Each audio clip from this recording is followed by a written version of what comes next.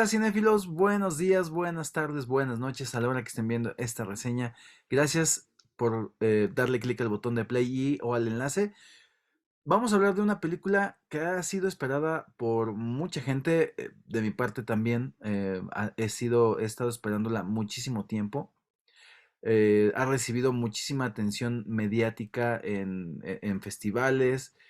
Se dice que es la mejor película en la que ha actuado Ana de Armas. Obviamente, Ana de Armas no ha tenido un papel relevante tan fuerte como este.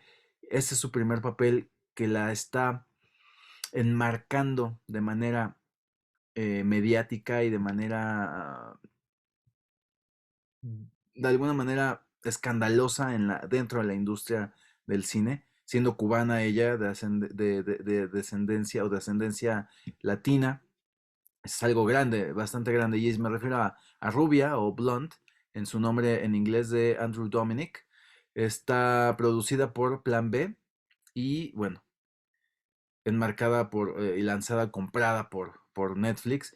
Plan B pertenece a Brad Pitt, es la productora de Brad Pitt.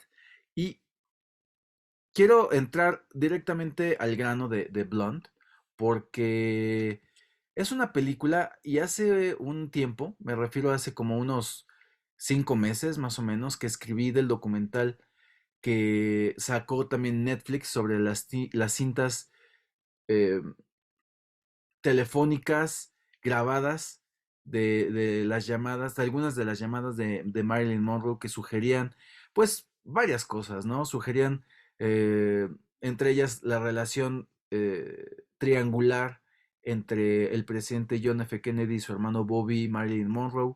Después, la pura relación que tenía con Bobby, la relación con la política y Marilyn Monroe, eh, eh, todo esto, esta relación entre la CIA y Marilyn, y se destacaban muchos elementos, pero hubo frases muy concretas que a mí me gustaron de este documental y que destacaron también mucho para poderla reseñar en ese momento. Y es que dijo algo Marilyn Monroe: raras veces las cosas verdaderas salen a la luz. Solo las mentiras son las que se conocen. Todo debe comenzar siempre por la verdad al querer contar algo.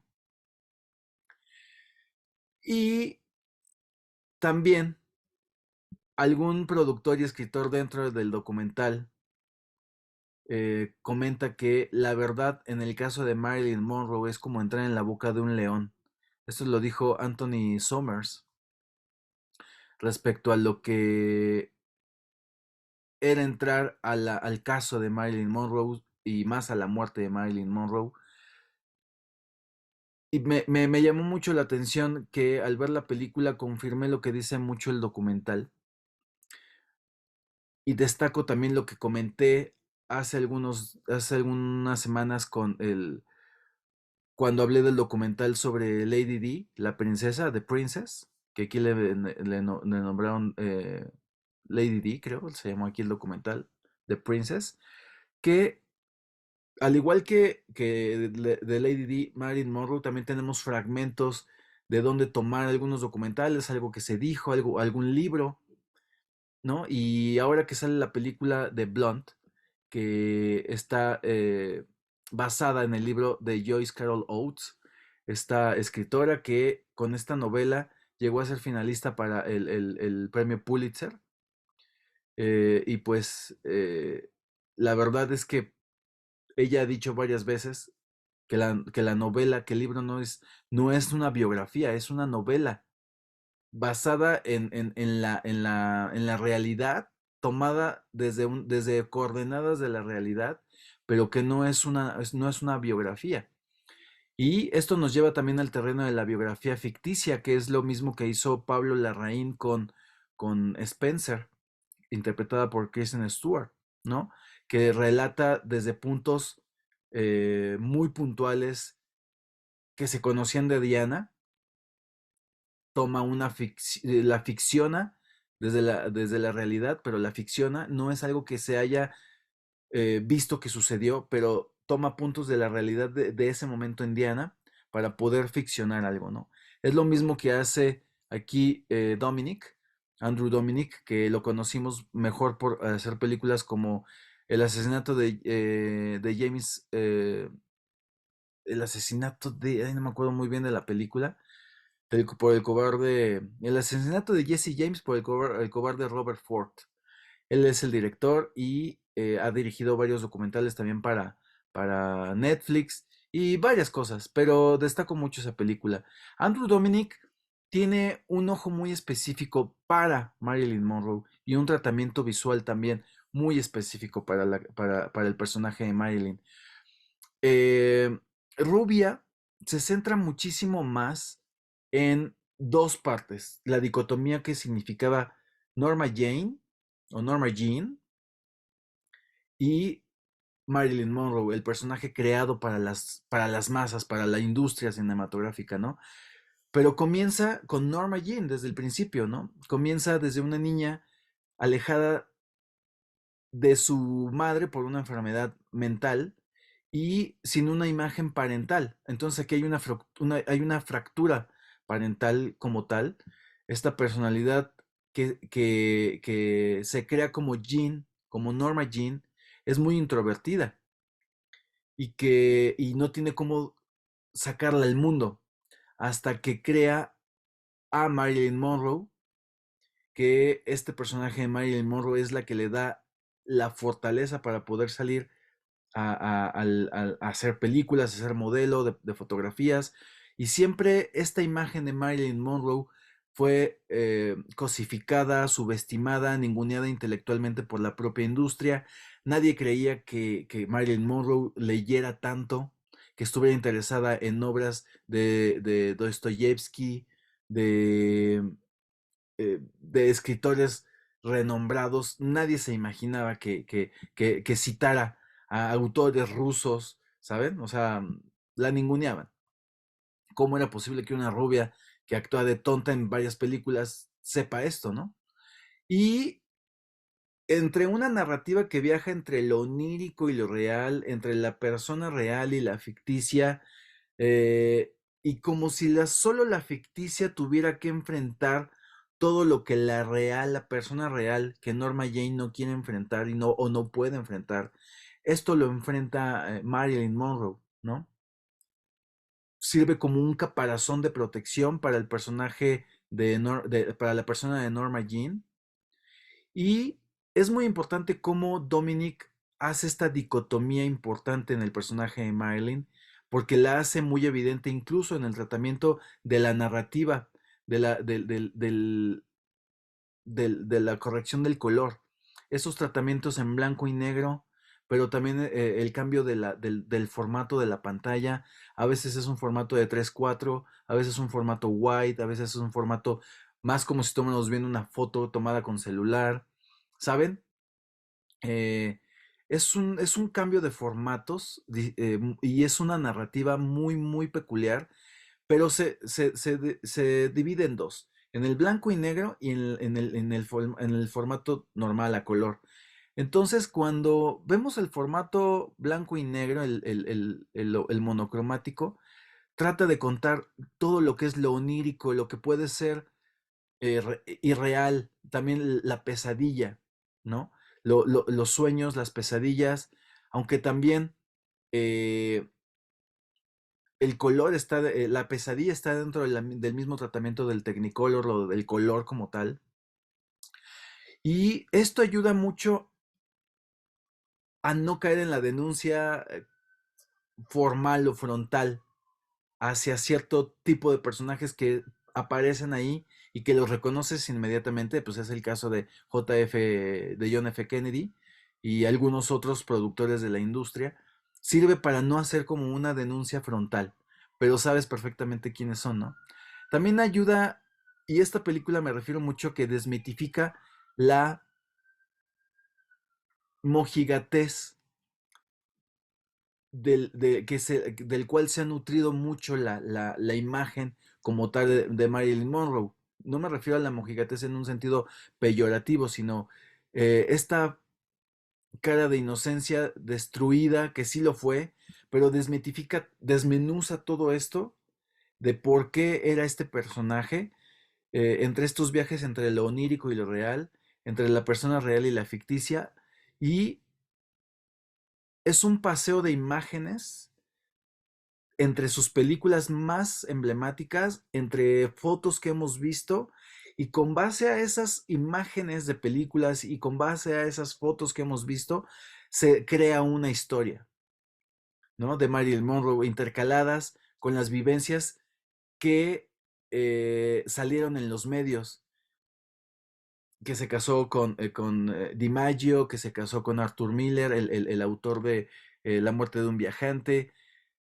Y sobre estas, y sobre, entre estas imágenes en las cuales se narra la historia personal de Marilyn Monroe, también se deja ver el personaje y la persona real también se deja ver entre las películas que filmó, ¿no?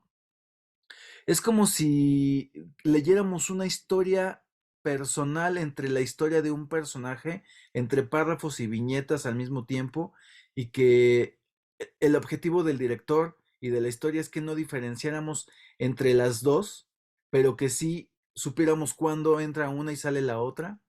Es muy peculiar. Eh, la película también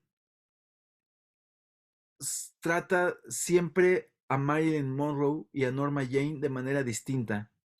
Norma Jane se sentía culpable de lo que era Marilyn Monroe,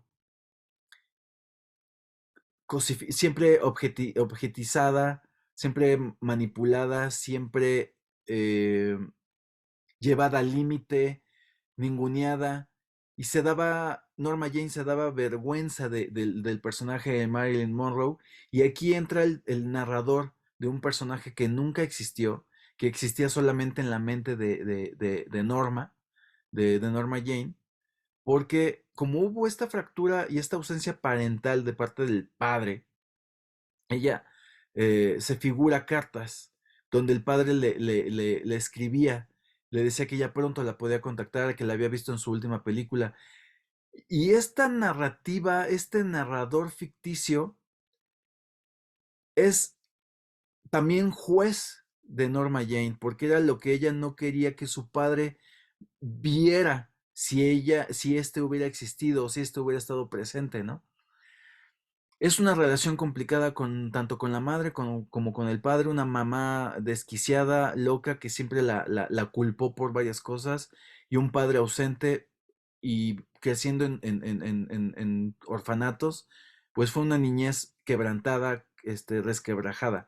Y esto lo proyectó mucho en la vida adulta, me refiero en la vida del personaje de Blunt, no en la, y como, y es muy fácil confundir que esto sea un caso que se tome como la realidad fehaciente de Marilyn Monroe, pero como les recuerdo, son coordenadas que dan idea de lo que fue la vida real de Marilyn Monroe o de Norma Jane.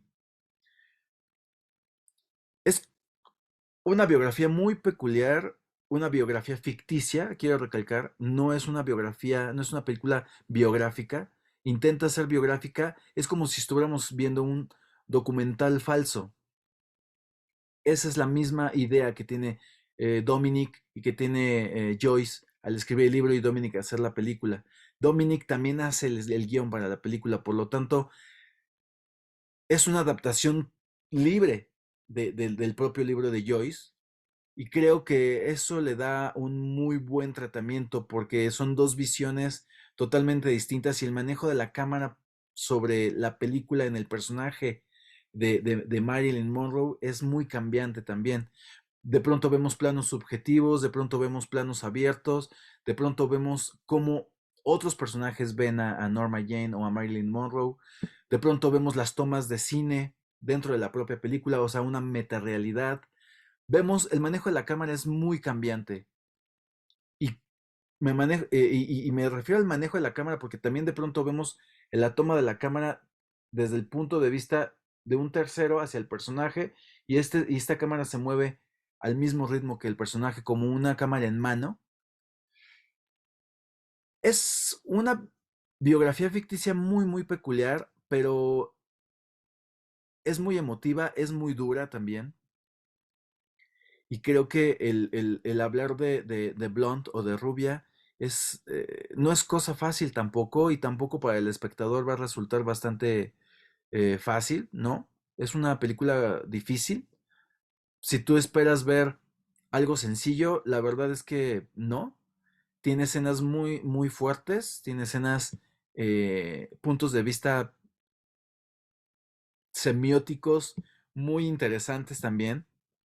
Me refiero a los simbolismos que esto despunta, y esto no es spoiler, pero bueno, para que se den una idea más o menos de qué tipo de lenguaje maneja Dominic en la imagen, es Marilyn Monroe llega con el presidente John F. Kennedy, y él está teniendo una llamada donde le están diciendo que alguien lo está acusando de abuso sexual, y él le lleva la mano a Marilyn al pene, eh, y da a entender que lo está masturbando, y después le agacha la cabeza y es literal el sexo oral.